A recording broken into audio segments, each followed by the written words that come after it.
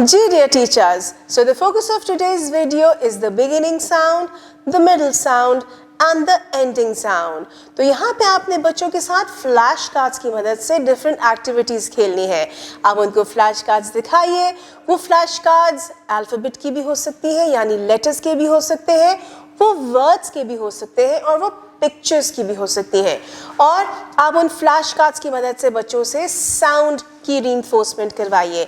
और अगर आप पिक्चर्स और वर्ड्स दिखा रहे हैं तो डिफरेंट पोजीशंस पे जो साउंड्स हैं, जो लेटर्स हैं, उनकी साउंड्स की उस पर फोकस कीजिएगा ताकि उनकी प्रैक्टिस हो और जितना वो प्रैक्टिस करेंगे उतना अच्छा उनका काम होता चला जाएगा. तो कीप प्रैक्टिसिंग, जितना प्रैक्टिस करवाएंगे उतना अच्छा बच्चों की परफॉर्मेंस होती चली जाएगी.